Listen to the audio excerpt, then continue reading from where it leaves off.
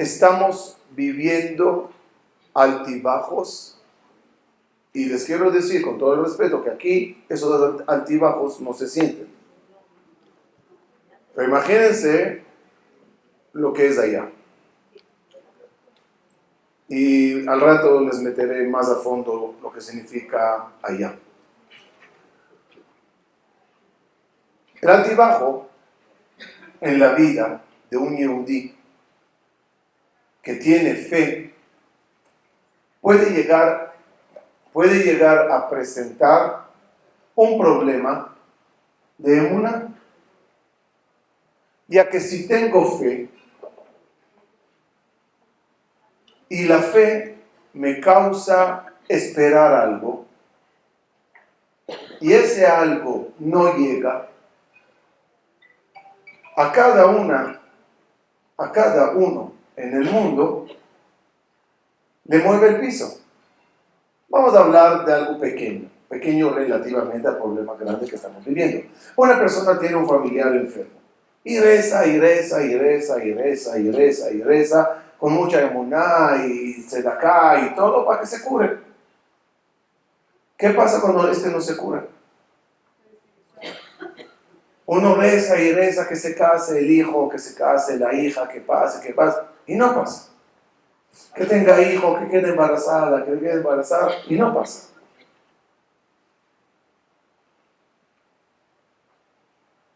Mayor fe, mayor confianza y esperanza en el Creador. A veces cuando las cosas no resultan como uno quisiera, la fe se tambalea.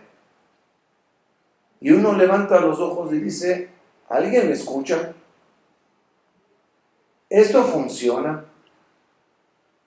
Cuando hablamos a nivel del pueblo y de la esperanza de un pueblo y de la esperanza de nuestro pueblo en estos momentos, en todas las peticiones, ¿analizaron cuántos Teilim se dicen al día en el mundo por la situación en Israel?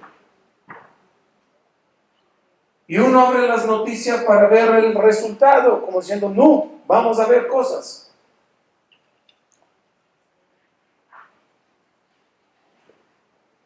Y la gran pregunta, cuando hablamos de épocas especiales de la historia y épocas de Geulá, uno se cuestiona, ¿otra falsa alarma?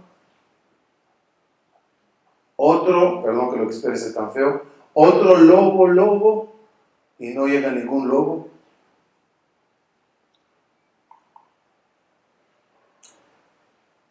¿Cuál es el examen que se está viviendo? ¿Y cuál es la solución a este examen? Y todo lo que les voy a decir hoy es simplemente basado en la historia. Acuérdense siempre lo que les estoy diciendo. ¿Por qué es importante conocer la historia? ¿Por qué es importante? Porque la historia te crea un patrón de conducta del Creador. Me atrevo a decir que nosotros podemos llegar a conocer a Dios y su patrón de conducta mejor que Abraham Avinu. ¿Por qué? Porque Abraham Avinu todavía no tiene historial de conducta. O si la tiene, es de Adam Arishon hasta él. El que menos tenía patrón de conducta, Adam Arishon. Nosotros al estar 5.784 años después de mucha historia, cuando tú analizas la historia judía, ves un patrón de conducta. Y cuando vives una situación, no es nueva. Ya se vivió. Ya pasó. Entonces, ¿qué se hace? ¿O cómo se hace? ¿O qué no se hace? Lee la historia. Y es lo que vamos a hacer. Conocer el patrón de conducta del Creador para entender cómo las cosas funcionan.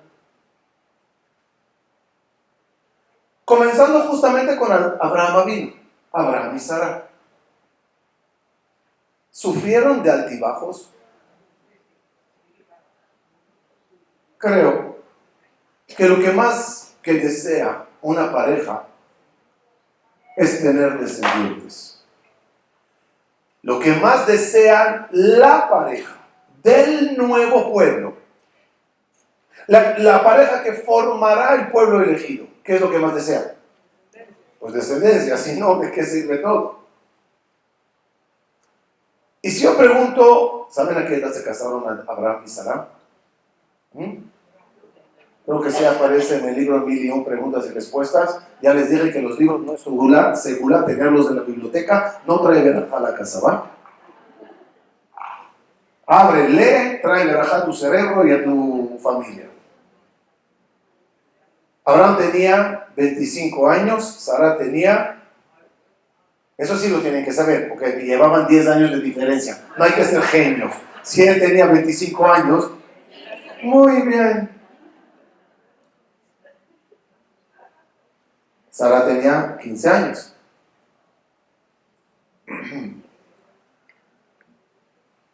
Y Abraham vino y empieza a conocer a Dios, se empieza a acercar, acerca a los demás. ¿Tiene esperanza Abraham vino que va a tener hijos? Sí. Es más, Hashem le prometió. ¿Qué haces o en qué piensas cuando Dios te promete hijos? ¿Dudas? No dudas. ¿Cuál es el problema del anuncio de Dios? Que no llega. Que no llega. Y ya festejaron boda de plata. ¿No? Ya festejaron boda de oro. Y cada mitzvah, y cada gesed, y cada tefilá. ¿Qué decía Abraham a Sara cada noche? Pronto es el Hashem. Ya viene. Ya viene. Es vivir ilusión y desilusión diariamente. Ni hablar cuando Sara decide darle a Abraham vino a Agar y Agar queda al momento embarazada y tiene al hijo Ismaelito.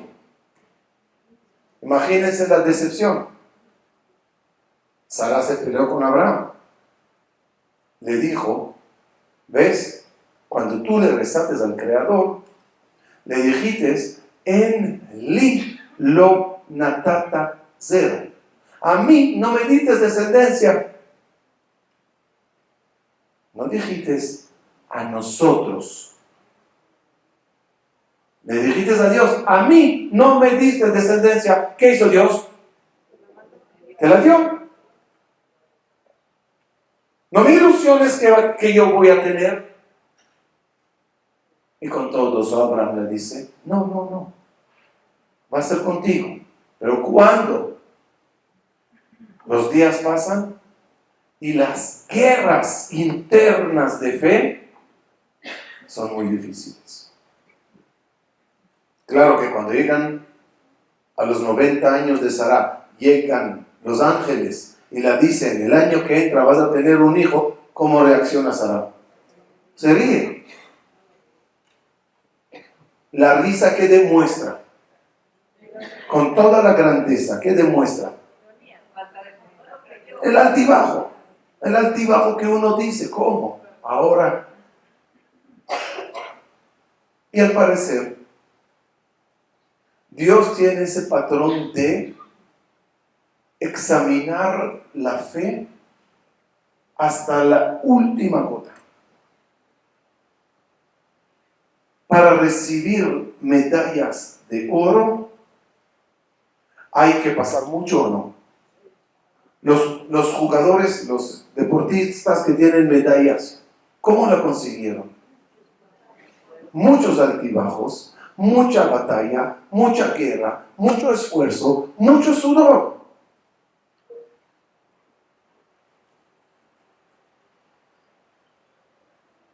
Cuando viene a Kadosh Baruj Hu y dice, en la corte celestial, Voy a premiar a la familia tal, a la persona tal, al pueblo, a la generación. ¿Qué dicen todos los acusadores de nosotros? ¿Y por qué les darás? Porque me tienen fe. ¿Quién dijo que te tienen fe?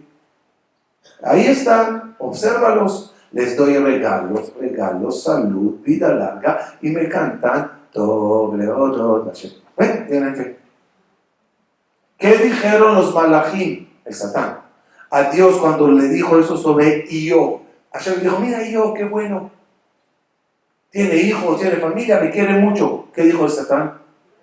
Pruébale a ver. No queremos las pruebas.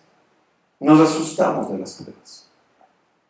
Pero al parecer a veces el patrón de conducta del Creador dice, si yo te quiero dar algo muy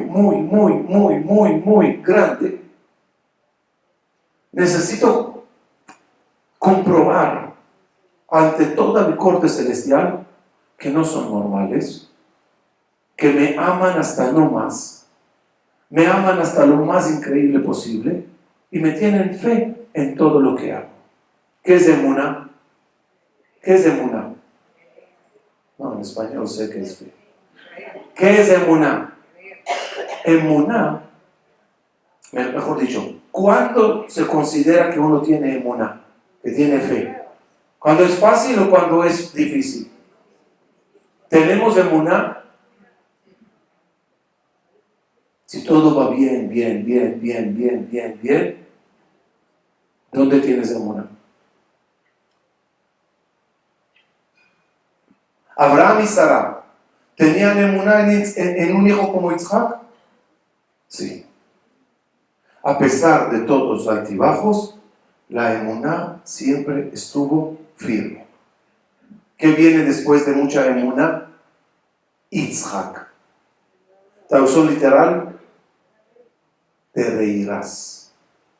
Llegará la gran alegría después de. Sigamos patrón de conducta. La salida de Egipto, como siempre pregunto, si a ti te tocaría la salida de Egipto, ¿saldrías o no? ¿Saldrías o no? Yo ya me declaré varias veces, yo a Moshe Rabbeinu no le acompaño ni a la esquina a comprar falafel. Yo perdería la emuná. ¿Conocen la historia de Egipto o no? No. Nadie conoce la historia de Egipto. ¿Saben por qué me atrevo a decirles que no conocen la historia de Egipto? ¿Vieron una vez una película de drama? ¿O leyeron un libro de suspenso? ¿Se dice? Que estás todo así, ¿sí o no? Ok. Vuelve a ver la película por segunda vez. Ya. ¿Por qué? Porque ya sabes cómo terminó la historia, ¿sí o no? Nosotros nunca conocimos la historia de Egipto porque siempre sabemos cómo termina. Y al siempre saber cómo termina, no vives el proceso. Entonces yo quiero ahorita contarles la historia de Egipto, pero intenten borrar de vuestra mente cómo terminó la película.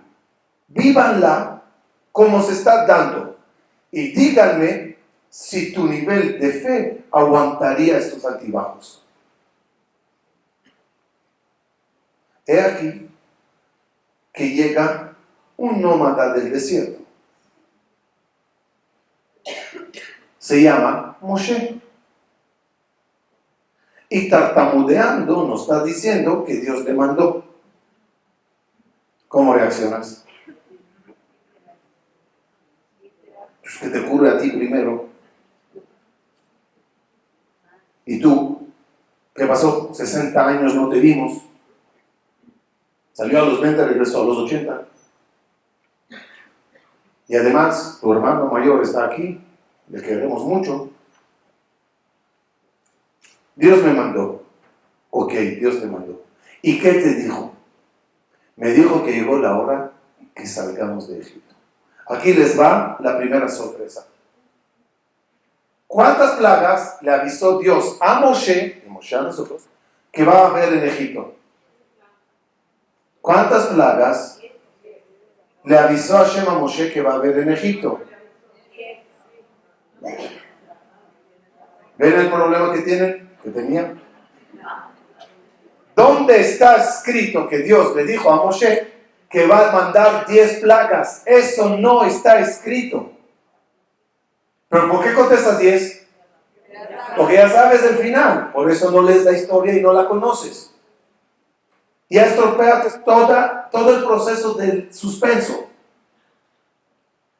Hashem le dice a Moshe, así está escrito en la Torah, ya les dije 80 veces, es bueno leer la Biblia antes de dormir, ayuda para la cultura general, léanlo y vean. ¿Qué dice Hashem a Moshe? Dile a Paró, el pueblo de Israel es mi hijo primogénito. Libera a mi primogénito, si no, mataré a los primogénitos. Es la única plaga que Hashem avisó a Moshe. Ok. Llega Moshe.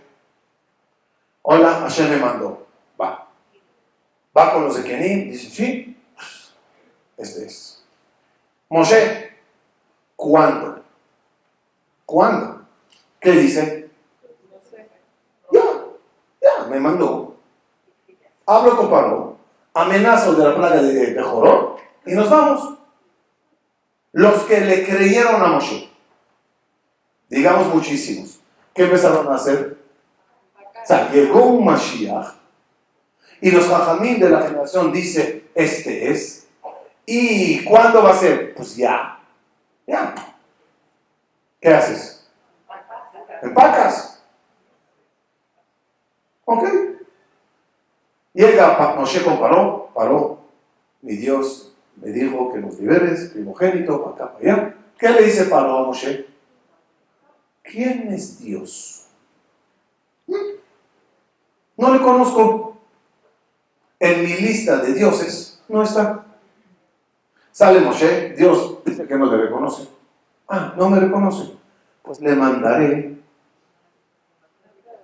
una plaga para que sepa quién soy. He aquí la plaga de sangre. ¿Ok? Cuando Moshe hace la plaga de sangre, ¿sabe que va a haber la plaga de rana? No. No se olviden, Moshe Rabenu no vio la película de los 10 mandamientos antes que fue. Él también está viviendo el proceso. Y con él, el pueblo de Israel. Y en plenas plagas, ¿qué dice Paró? Solo quítame esta. Y lárguense. Y Paró sacó por su boca, lárguense. Y corre la voz en toda la comunidad. Se rindió. Nos vamos. ¿Qué haces? Me olvidé decir, ya desempacaste, ¿sí? Para la plaga de sangre, ya el closet estaba otra vez arreglado, las ollas otra vez afuera. Ahora imagínense la decepción. Si dijo que llegó la Geburá,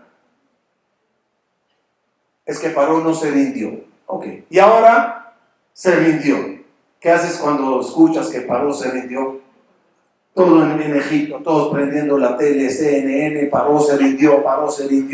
Y a los judíos, ya. Termina la plaga, ya todos con las maletas. ¿Qué dice Paró? No se van. Ay, no. 3 semanas entre plaga y plaga. ¿Qué haces? Desempacas. Y así, hablo en serio, es que no lo leemos así, porque ya, estamos en Egipto, había esclavitud, 10 plagas, salimos. Cada plaga tiene su altibajo. En cada plaga cambia algo más. Y todos los hartumim, la tercera plaga, y todos los hartumim de Egipto, los magos, los brujos, le dijeron a Paró, reconocemos a Dios. Él es más que todos nuestros dioses. Y sale todo en las noticias, corre la voz. Una fila en el Rabanut, magos y brujos convirtiéndose al judaísmo. ¿Qué haces? Dice, ya, ahí está. Y cuanto más cerca aparecía, más duro se ponía Paró. cuando llegó la plaga de Bejorot, la plaga original, ¿todos los judíos salieron de Egipto? No, ¿por qué? ¿Quiénes son los que no salieron? Los que ya no aguantaron el altibajo. Y simplemente, cuando llegó la 10ª plaga, el pueblo, ¿qué dijo? Y a lo mejor son 20 plagas. Y a lo mejor son 40 plagas. Vete a saber lo que hay aquí. Y en ese juego de altibajo y altibajo y altibajo, muchos en el camino tiraron la toalla y dijeron, ya.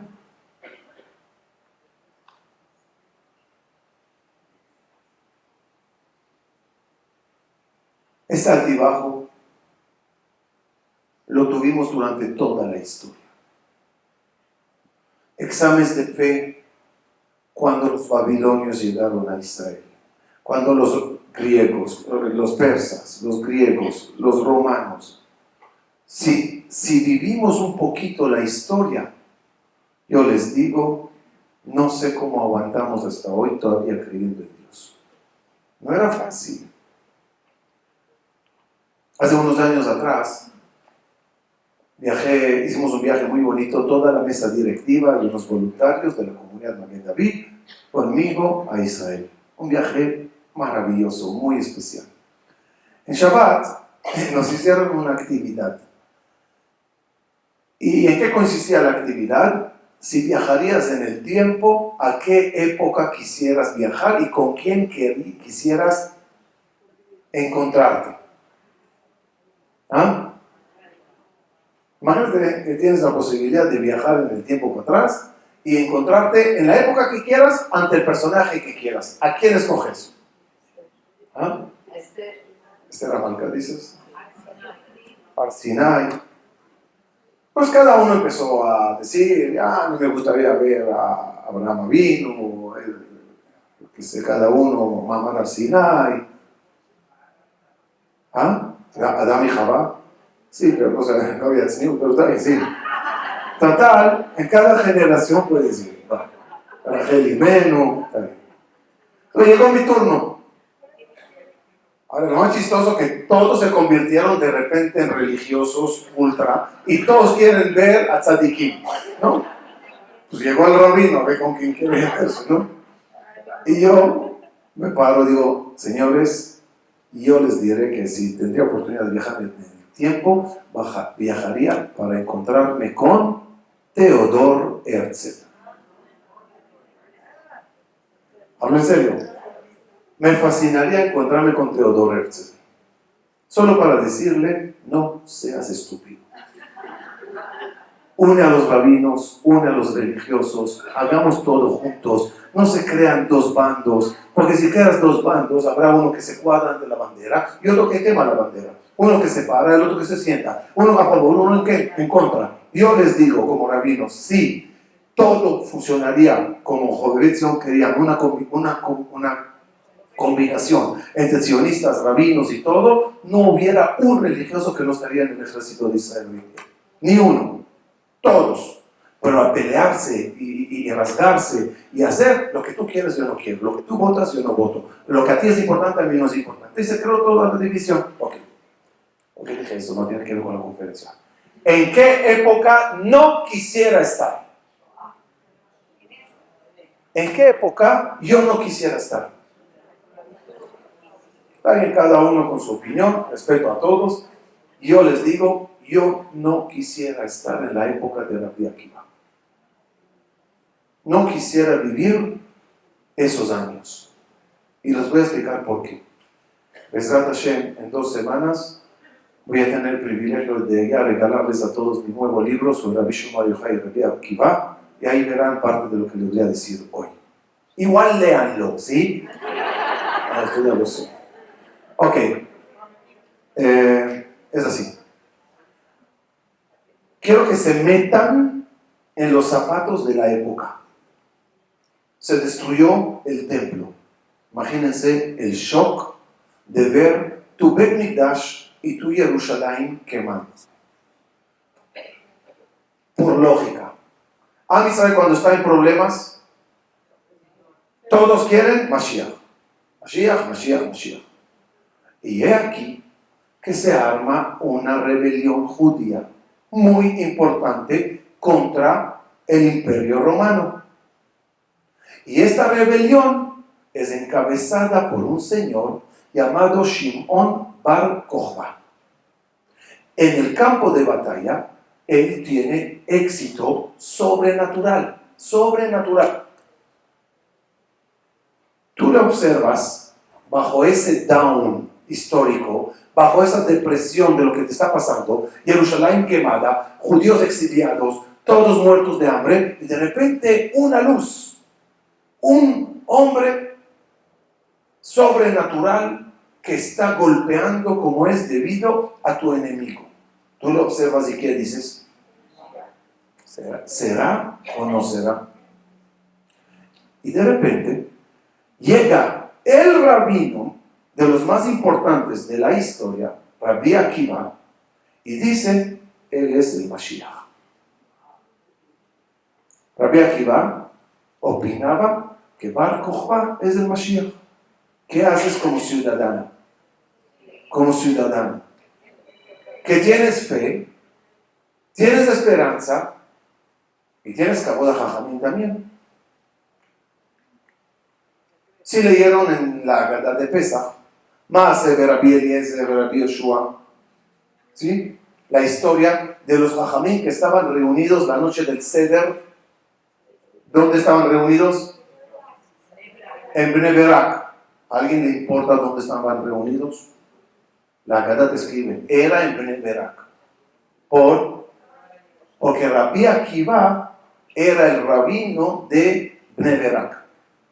Entonces todos los rabinos importantes de la generación vinieron a pasar la noche del Seder con Rabbi Akiva. Y es una pregunta muy fuerte. ¿Cómo dejaron todos los Jajamim sus comunidades, sus familias? Uno de ellos dice, alabo a todos los que no salen de su casa en Pesach. Y él salió. Algo aquí no cuadra. Respuesta. Algunos comentaristas dicen que Rabbi Akiva reunió a todos los Jajamim esta noche, la noche de la Geulá, la noche del Seder, para aclarar y declarar que Bar Kokhba es el Mashiach y ellos son la generación de la Geulá y que todos los Jajamim deben de unirse a su llamado de Rabbi Akiva, que Bar Kokhba es el Mashiach. Algunos Jajamim no estaban de acuerdo con Rabbi Akiva y le dijeron, te crecerá hierba en la palma de la mano hasta que llegue el Mashiach. Vamos a decir, todavía faltan muchas generaciones. Pero Rabbi Akiva se empeñaba que sí. ¿Cómo sigue esa frase? Y llegaron los alumnos H. Talmidem y les dijeron, llegó la hora de la Shema de Shachrit. ¿Qué significa? Miren, la Geulá se llama el amanecer. Az ibaka kashahar orej. Amanecerá la Geulá como Shahar. Shahar es la mañana. Shachrit alude a Geulá. Rabotenu, les dijeron, llegó la hora de Shachrit. Llegó la hora de la Geulá. Y aquí estamos, los 24,000 alumnos,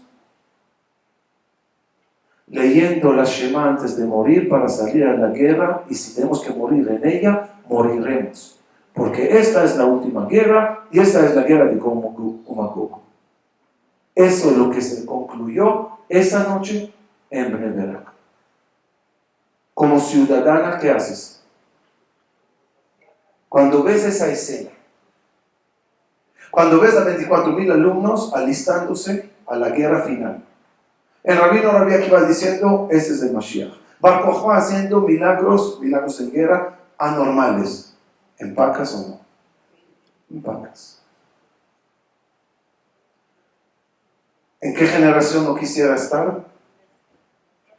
En la generación donde los 24,000 mueren, según una opinión, en batalla. Rabbi Akiva es capturado y despellejado. y de repente te encuentras sin nadie. Bar Kokhba muriendo en el campo de batalla y te quedas de repente sin nada. Y lo único que te preguntas ¿qué es? ¿Qué pasó? ¿Cuál es el plan? Y ahí nace Rabbi Shimon Bar Yochai y Rabbi Meir Baal HaNes para revivir al pueblo, y todo el Zohar no para de hablar de la Geulah. ¿Por qué? Porque en esa generación, por lógica, la gente tira la toalla. No me hables más de Mashiach. Qué difícil era vivir ese momento. Y desde entonces, imagínense los altibajos en cada generación. ¿Se imaginan lo que vive una familia religiosa en el proceso del Holocausto? En el proceso, no otra vez, no me lo lean como una película de drama que sabes cómo termina.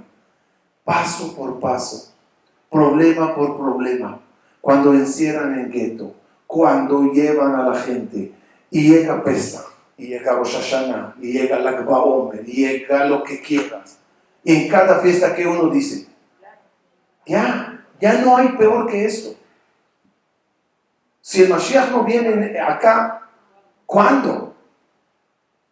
Háblale a cualquiera en pleno holocausto de Eretz Israel, del retorno a ella, de construir el mejor país del mundo, de tener un ejército increíble, de tener yeshivot, de tener bebés, de tener población. ¿Quién podía creer en eso?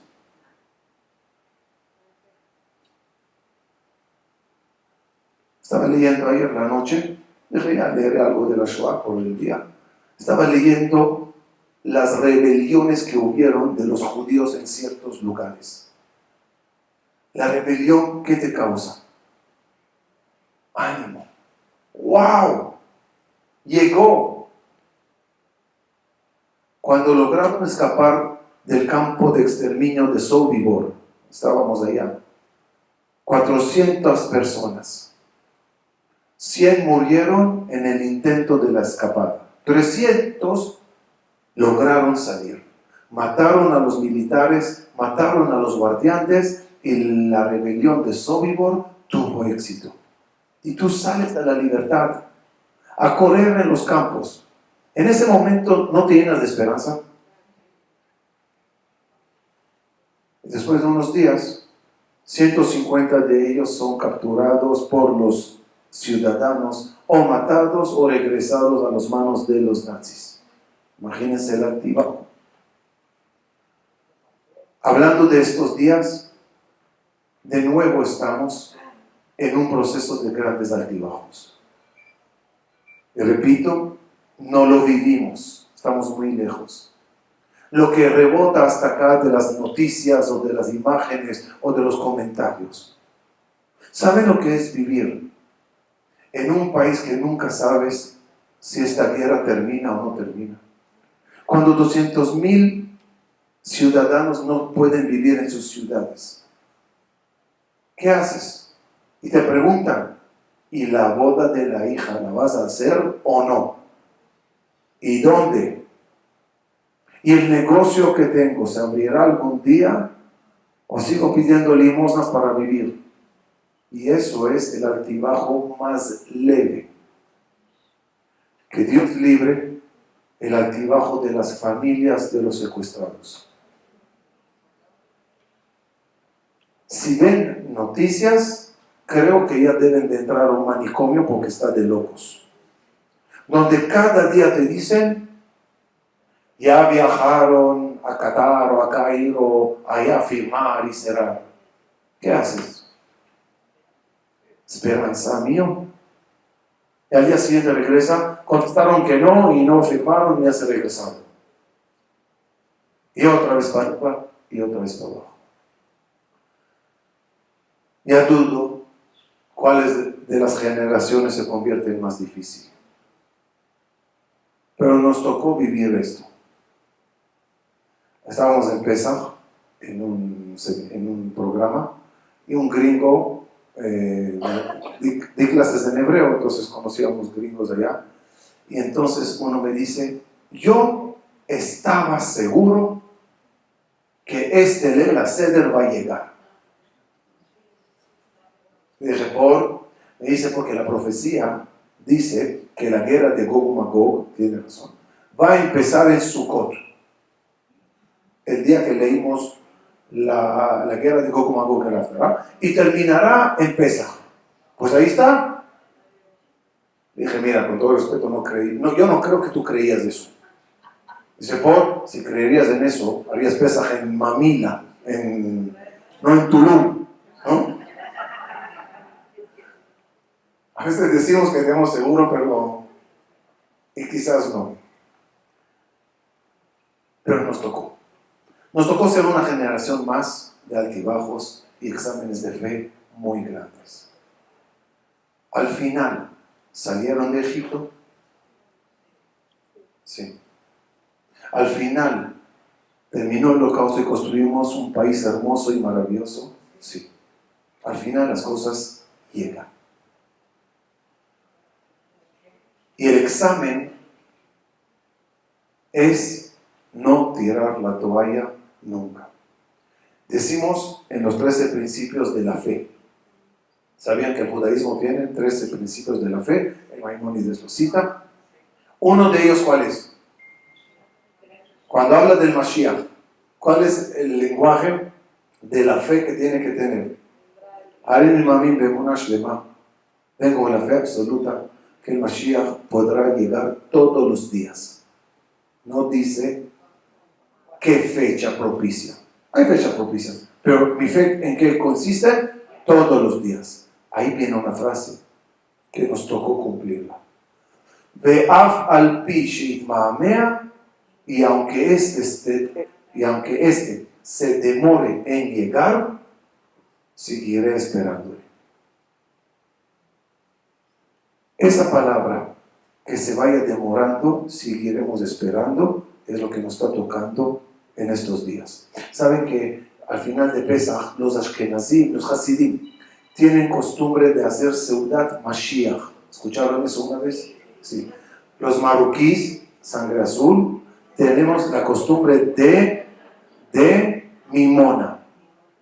Ellos lo hacen antes de la Abdalá del último día de Pesach y nosotros lo hacemos después de la Abdalá.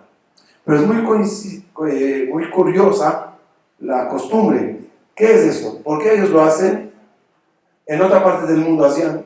Pero ambas fiestas que tienen el mismo concepto. Mimona es Chag Be'emunah, una fiesta de fe. Seudat Mashiach, ¿qué tiene que ver ahora Mashiach? Si quieres hacer Seudat Mashiach, haz la Leil HaSeder. Respuesta. ¿Qué pasa cuando llega una fecha tan propicia como Pesach? En una época tan propicia. Y pasa Pesach. Y no pasa nada. ¿Qué hacen tanto los Hasidim como Sefaradim en ciertos lugares? Fiesta de reforzar la fe. Y aunque no vino, le seguiré esperando. ¿Cuándo? Cada día de la vida puede pasar. A nivel general, Geulá, y a nivel particular. ¿Cuántas veces quieres algo de Dios? Necesitas que ya pase algo. Y no pasa. A pesar de las tefilot, de la tzedakah, de toda la cadena de Teilim, no pasa. No se tira la toalla. Si escucharon del señor que acaba de tener en Israel un hijo hace 2 meses, ¿qué edad tenía? 86, algo así. Su esposa, 55 la esposa,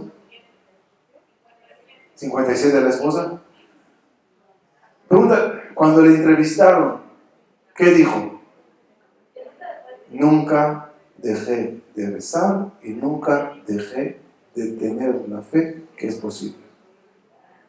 Si tú le verías, ¿qué le dirías? Bájala hacia next. Reencarna y quizás, ya. Hay gente que no tiran la toalla. Y les diré algo más. Si estamos todos nosotros aquí existentes, judíos creyentes, es porque 2000 años nuestros abuelos, tatarabuelos no tiraron la toalla con todo lo que vivieron. Si ellos en el camino tirarían la toalla, en Shabbat leí un libro, en la introducción del libro aparecía una biografía de un rabino de Rabbi Yaakov Kuli, y ahí ponía lo que sufrieron cuando fue la expulsión de España. ¿Sabes lo que es expulsarte de tu casa? Patearte, lárgate. No haces alía o vas por a gustos, te expulsan y no puedes llevarte nada. Y a donde llegas, hambre, enfermedades, miseria. Qué difícil es. Y llegaban las otras religiones ofreciendo al Yehudí, ven, vivirás como rey, conviértete nada más. Qué tentación, qué difícil. Si estamos aquí es porque ellos no tiraron la toalla. Si podemos ir a visitar Israel o vivir en Israel y disfrutar de un país tan especial, es porque la gente no tiraron la toalla y siguieron creyendo, vamos a tener un país, vamos a retornar a él. Y mucha gente antes del holocausto soñaban en esa posibilidad, y mucha gente después del holocausto, saliendo de las cenizas, construyeron un país increíble. Ellos no tiraron la toalla. No tenemos nosotros el derecho de tirarla. Se lo debemos a nuestros hijos, nietos y bisnietos, enseñándoles que a Israel, pase lo que pase, siempre sabrá. Habrá altibajos. Pero en ese examen de fe, llegaremos hasta el final. Cerrando los ojos. ¿Cómo es la frase de la emuná de Am Israel? La frase que decimos al nacer y la frase que decimos antes de irnos de este mundo. Shema Israel Hashem Elokeinu Hashem Echad. ¿Qué significa esa frase? ¿Qué significa? Shema Israel. Escucha, pueblo judío. Saben que Akadosh Baruj Hu tiene dos actitudes. Una se llama Hashem, el bondadoso, y la otra se llama Elohim, el duro. Shema Israel. Sea Hashem, sea Elokeinu, Hashem Echad. Pero lo más bonito de esa frase, ¿saben cuál es? Que se dice con los ojos cerrados y la mano tapando los ojos. Porque muchas veces para tener fe hay que cerrar un poquito los ojos y tener fe ciega en Akadosh Baruj Hu y decir, no intento analizarte demasiado, no intento entenderte demasiado, solo sé que sabes lo que haces. Y en el patrón de conducta histórico comprobates que después de Hashem y después de Elokeinu, otra vez llega Hashem, y esta vez para siempre. Somos la generación afortunada, no se olviden. Y todos los altibajos son como las contracciones de parto. Y parece en cada contracción que aquí sale. Y después, no. ¿Y cuántas veces a veces las mujeres viajan al hospital y regresa falsa alarma? La Geulá es como un parto. Contracciones, contracciones, contracciones. Pero al final sí llega. Y qué dichoso será pararse y decirle al Creador, a pesar de los altibajos, nunca tiramos la toalla. Siempre sabemos y supimos que ahí estás y ahí nos vas a redimir y ahí nos vas a salvar. Ojalá que ya no haya más altibajos. Ojalá que ya tengamos claridad. Pero hasta entonces, fuerte en Emuná, en Akadosh Baruj Hu y en la Geulá próxima. Muchas gracias.